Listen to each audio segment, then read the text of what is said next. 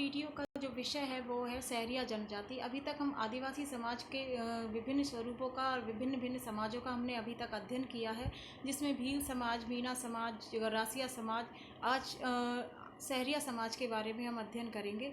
इन जितने भी आदिवासी समाज हैं, अभी तक हमने जितना भी अध्ययन किया है उसके आधार पर हम कह सकते हैं कि जितने भी समाज को विभिन्न भागों में बांटा जा सकता है, जैसे कृषक समाज, आदिवासी समाज, ग्रामीण समाज, नगरीय समाज, और प्रत्येक समाज की कुछ सामाजिक, आर्थिक, राजनीतिक विभिन्नताएं होती हैं जो उसे अन्य समाजों से अलग करती है, और उन्हीं विभिन्नताओं का तुलनात्मक अध्ययन करने के आधार पर हम उस किसी समाज को पिछड़ा या विकसित में बताते हैं या विकासशील की कैटेगरी में शामिल करते हैं। तो सहरिया समाज राजस्थान में सबसे कम आबादी वाली जनजाति वाला समाज है। इससे पहले जितने भी आदिवासी समाज हैं उनकी संख्या इससे अधिक है। सहरिया समाज का निवास क्षेत्र जो है वो 12 जिले के किशनगंज व शाहबाद तहसील में पाया जाता है। कुल जनसंख्या का करीबन 98% लोग किशनगंज व शाहबाद तहसील में निवास करते हैं। इस समाज में लड़की के जन्म को शुभ माना जाता है, क्योंकि यहाँ कन्या मूली का प्रचलन है। दहेज प्रथा यहाँ ना के बराबर पाई जाती है। सहरिया समाज का सामाजिक जीवन अन्य विभिन्न जनजातीय समाजों के समान ही कुछ अलग प्रकार का है। इसलिए सहरिया समाज के अंतर्गत जो मकान होते हैं, इनके घरों की जो बनावट होती है वो उसमें घास फूस, मिट्टी व पत्थर के जो घर बनते हैं उन्हें टापरी नाम जाना जाता है, क्योंकि हम सभी जानते हैं कि प्रत्येक जनजातीय समाज की संस्कृति व भाषा अपनी खुद की होती है, उसकी शब्दावलियाँ भी खुद की होती हैं। इसलिए सभी समाजों के अंदर जो उनके प्रयुक्त किए भाषा में प्रयुक्त किए जाने वाले शब्द हैं वो अलग अलग प्रकार के मिलेंगे, और इनका हमें तुलनात्मक अध्ययन करके ही हम जान सकते हैं, क्योंकि विभिन्न प्रकार की प्रतियोगी परीक्षाओं के अंदर इस तरीके के प्रश्नों को अक्सर पूछ लिया जाता है। सहरिया समाज की जाति के मुखिया को ये लोग कोतवाल कहते हैं, कोतवाल के नाम से संबोधित करते हैं। एक गांव के घरों के समूह को थोक कहा जाता है।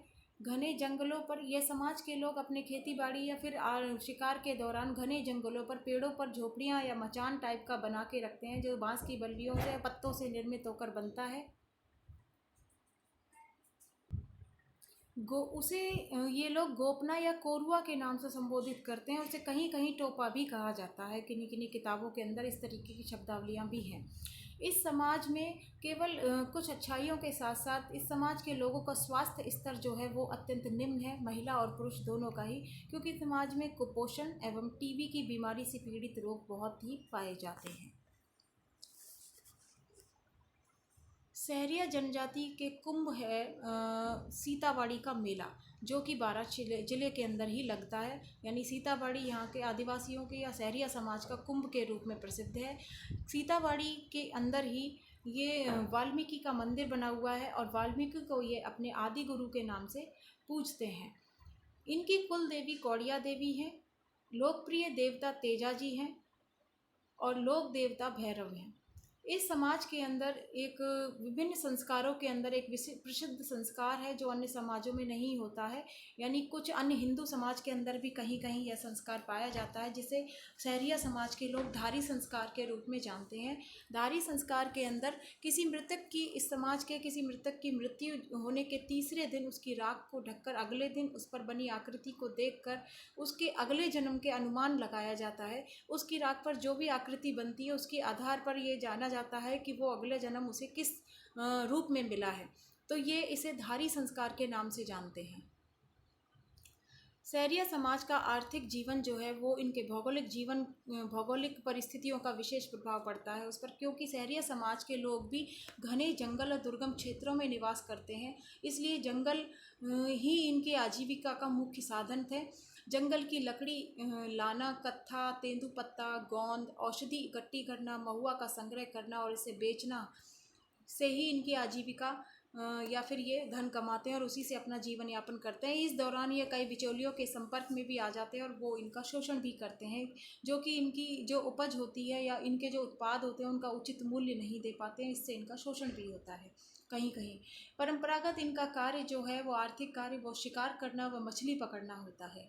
इस समाज के लोग अब धीरे धीरे विकास के साथ साथ समाज के साथ चलने में कुछ जो शिक्षित हो गए हैं या कुछ बदल रहे हैं, जिनमें सामाजिक परिवर्तन दिखाई देने लगा है, तो वो खेती भी करने लगे, छोटे छोटे कृषि श्रमिक के रूप में या छोटे छोटे खेत के मालिक हो गए हैं, जिससे ये अपने खेतों में गेहूं, ज्वार, बाजरा, मक्का, चना व अरहर का उत्पादन करते हैं। इनकी प्रमुख खाद्य फसल ज्वार है व अन्य मोटे अनाज होते हैं। सहरिया समाज के गांवों को सहरोल कहा जाता है तथा इनके गांव में जो मानव बस्तियां होती हैं उन्हें सहराना कहा जाता है। मैंने पहले भी बताया, इस समाज में दहेज का प्रचलन नहीं पाया जाता है, यानी दहेज नाम की जो बुराई है वो सहरिया समाज में नहीं पाई जाती है। सहरिया समाज का सांस्कृतिक जीवन। प्रत्येक समाज, आदिवासी समाज की अपनी संस्कृति होती है और संस्कृति के आधार पर इनका जो जीवन है वो निर्धारित होता है और समय समय पर ये लोक रंजन के लिए विभिन्न उत्सवों का आयोजन करते हैं, सामाजिक समारोह का आयोजन करते हैं, विभिन्न प्रकार के मेलों का आयोजन होता है और विभिन्न प्रकार के नृत्य व गीतों का भी इस समाज के अंदर भी प्रचलन पाया जाता है। सहरिया समाज में फाग, राई नृत्य, शिकारी नृत्य, स्वांग नृत्य एवं झेला नामक लोक गीतों का प्रचलन पाया जाता है, जो होली के अवसर पर या फसल कटाई के बाद या अपनी खुशी जाहिर करने के लिए समाज में और मनोरंजन के लिए इस प्रकार के उत्सवों का आयोजन करते हैं। सीताबाड़ी के मेले के अलावा इस समाज में कपिल धारा का मेला, भंवरगढ़ का मेला भी प्रसिद्ध है, जहाँ पर ये बढ़ चढ़कर हिस्सेदारी होती है। इस समाज में, इस समाज के पुरुषों में गोदना प्रथा व भीख मांगना वर्जित माना गया है। प्रत्येक जनजातीय समाज के जो पिछड़ेपन के कारण स्वतंत्रता के बाद सरकार द्वारा इन्हें संवैधानिक व विभिन्न प्रकार की गैर सरकारी संस्थाओं व सरकारी योजनाओं का लाभ देने के लिए विभिन्न प्रकार के कार्यक्रमों का आयोजन किया है, विकास संबंधी योजनाएं बनाई गई हैं। फिर भी इस समाज के लोगों का विकास पूरी तरीके से नहीं हो पाया है। आज भी अन्य विभिन्न क्षेत्रों से, अन्य विभिन्न नगरीय समाजों से यह समाज अगर तुलनात्मक स्तर पर देखा जाए तो काफ़ी पिछड़ा हुआ माना जा सकता है। जनजातीय समाज अपनी भौगोलिक परिस्थितियों के कारण या अपनी सांस्कृतिक विशिष्ट भाषा शैली संबंधी क्लिष्टता व सांस्कृतिक विभिन्नता को बनाए रखने के कारण ये अन्य समाजों से अपेक्षाकृत कम घुल मिल सकते हैं और इनमें एक विशेष प्रकार का प्रतिबंध पाया जाता है जो अपने स्वयं में महसूस करते हैं। आज भी सामाजिक, आर्थिक, राजनीतिक परिवर्तन, नगरीकरण, औद्योगिकरण व शिक्षा के प्रयासों के फलस्वरूप सहरिया समाज के लोग या फिर अन्य विभिन्न आदिवासी समाज के लोग विकसित हो रहे हैं। इनमें परिवर्तन आ रहा है, सामाजिक, आर्थिक, राजनीतिक परिवर्तन भी आ रहा है, लेकिन पूरी तरीके से सही रूप से परिवर्तन नहीं आया है, क्योंकि आज भी जब इस समाज के आदिवासी लोग जो हैं, जो शहरों में काम करने जाते हैं, रोजगार करने जाते हैं, तो वहाँ एक मजदूर बनकर रह जाते हैं। ये अपना इनका कोई विशेष उच्च स्तर पर ये आसीन नहीं हो पाते हैं और फिर गांव में या अपने क्षेत्र में आकर ये फिर से वही कार्य करते हैं, यानी गरीबी इनके साथ है। ये चाहे शहर में जाएं या फिर गांव में जाएं, इनके विकास के लिए सरकार ने अपने स्तर पर विभिन्न प्रकार की योजनाओं को संचालित किया, समय समय पर इनसे संबंधित कार्यक्रम बनाए, जिनमें प्रमुख कार्यक्रमों के बारे में मैं आपको बताती हूँ जो प्रारंभ से चलते चले आ रहे हैं।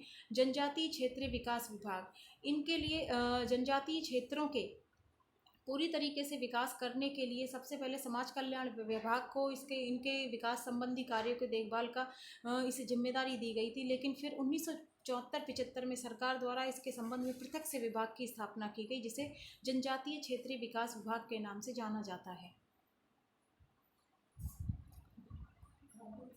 इसी क्रम में 1976 में इस जनजातीय समाज के लोगों के विकास करने और साहूकारों के शोषण से मुक्ति के लिए तथा इनकी उचित उपज को उचित मूल्य दिलाने के लिए राजस्थान जनजातीय क्षेत्रीय विकास सहकारी संघ की भी स्थापना की गई थी। इस संदर्भ में जो विशेष कार्य किया जा रहा है, जिसका मुख्यालय भी उदयपुर में है, यह संघ जनजातियों द्वारा संग्रहित की गई लघु वन उपज और मछलियों का उचित मूल्य पर क्रय करता है और इस संबंध में कार्य बढ़ाने के लिए उन्हें विशेष ऋण भी प्रदान करता है। इसके साथ ही छोटे छोटे स्वयं सहायता समूह बनाकर महिलाओं को मुद्रा लोन या फिर अन्य छोटे छोटे लोन भी प्रोवाइड कराए जाते हैं। जनजातीय समाजों के शोध को बढ़ावा देने के लिए, इनकी सामाजिक, आर्थिक, राजनीतिक संस्कृति को बचाए रखने के लिए माणिकलाल वर्मा आदिम जाति शोध व प्रशिक्षण संस्थान की स्थापना की गई 1964 में, जो भी उदयपुर में ही है। इस संदर्भ में और भी विभिन्न प्रकार के स्वतंत्रता के बाद इनकी भूमि संबंधी मालिकाना हक प्रदान करने के लिए, इन्हें साहूकारों से मुक्ति दिलाने के लिए, जमींदारों के शोषण से बचाने के लिए राजस्थान काश्तकारी अधिनियम 1955 संचालित किया गया था। भू राजस्व अधिनियम 1970 संचालित किया गया है, जिसके संदर्भ में इन्हें अपनी खुद काश्त भूमि पर मालिकाना हक प्रदान किया गया, जो छोटे छोटे खेतों के ये मालिक बने। और सागड़ी प्रथा उन्मूलन अधिनियम 1961 लागू किया गया, जिससे राजस्थान में जो सागड़ी प्रथा एक तरीके की बंधुआ मजदूरी प्रथा थी, इसके उन्मूलन हेतु 1961 में एक कानून बनाया गया था।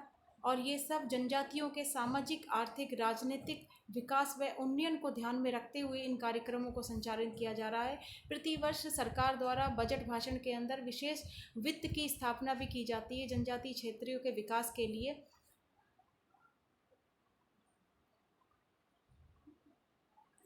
इतना सब होने के बाद भी इस समाज के पूरी तरीके से विकसित नहीं कहा जा सकता है।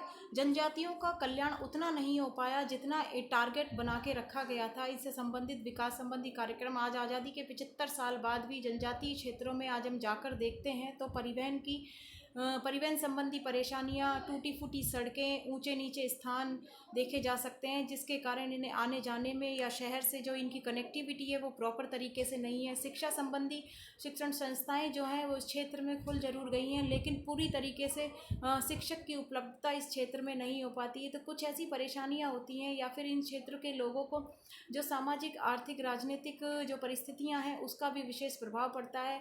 भौगोलिक विभिन्नताएं हैं और भौगोलिक परिवेश जो अत्यधिक कठिनाईपूर्ण होने के कारण इस क्षेत्र के लोगों को विशेष प्रकार की परेशानियों का सामना करना पड़ता है। और इसी वजह से यह समाज आज कहीं ना कहीं पूरी तरीके से विकसित नहीं है। और मजदूरी एक तरीके की इस समाज की अर्थव्यवस्था अपने आप में ही एक अलग से मजदूरी अर्थव्यवस्था के रूप में कार्यान्वित हो रही है। राजस्थान की जनजातियां अर्ध रेगिस्तानी, पहाड़ी, मैदानी और वन्य क्षेत्रों में निवास करती हैं, जहां पर जिनके संसाधन, आवश्यकताएं, विकास के स्तर में पर्याप्त अंतर पाया जाता है। क्योंकि राजस्थान का कुछ भाग रेगिस्तानी है, कुछ भाग पठारी है, कुछ भाग मैदानी है, और विभिन्न क्षेत्रों में भिन्न भिन्न जनजातियों का निवास स्थान है। और सभी के लिए एक स्तर पर एक केंद्र क्षेत्र से ही एक समान योजना का संचालित करने से उसके लाभ जो हैं वो पूरी तरीके से नहीं मिल पाएंगे। तो भौगोलिक परिस्थितियों को ध्यान में रखते हुए सरकार को विशेष प्रकार के प्रयास करने चाहिए, विशेष प्रकार की योजनाओं का निर्माण करना चाहिए, जिससे कि इन क्षेत्र के जितनी भी परेशानियां हैं क्षेत्र से संबंधित, उससे संबंधित योजना का निर्माण किया जाए और इन लोगों की जो सामाजिक, आर्थिक, राजनीतिक परेशानियां उनका निवारण कर सकने में सक्षम हुआ जाए, जिससे कि यह समाज भी अन्य आधुनिक समाज के समान ही विकास के पथ पर अग्रसर हो सके। क्योंकि संपूर्ण देश व संपूर्ण राज्य का विकास तभी संभव है जब उसका कोई भी भाग अल्प विकसित या अविकसित श्रेणी में ना रहे। इन सब के पीछे कुछ कारण ऐसे भी हैं, क्योंकि दुर्गम क्षेत्र में जंगलों में निवास करने वाले लोगों पर आज जंगलों पर अपना स्वामित्व नहीं है, वो सरकार के क्षेत्र में चले गए हैं, जिनसे अपना आर्थिक जीवन यापन इनका जंगलों पर होता था। जंगली वस्तुएं जो इन्हें मिलती थी उसे बेचकर ये अपना जीवन यापन करते, तो वहाँ से इनका अब उपज नहीं मिल पाती है, या फिर इनका पेड़ों पर या लकड़ियाँ इन्हें नहीं मिल पाती हैं प्रॉपर तरीके से। तो कहीं ना कहीं इनकी आजीविका इनका मुख्य विषय है, और जो जीवन यापन में अनेक कठिनाइयों का सामना करना पड़ता है इन लोगों को। तो इसके संबंध में सरकार को उचित तरीके से नीति बनाकर ध्यान रखना चाहिए, जिससे कि इनका भी विकास संभव हो सके। शिक्षा के साथ साथ अन्य क्षेत्रों पर भी ध्यान देना चाहिए सरकार को उचित तरीके से।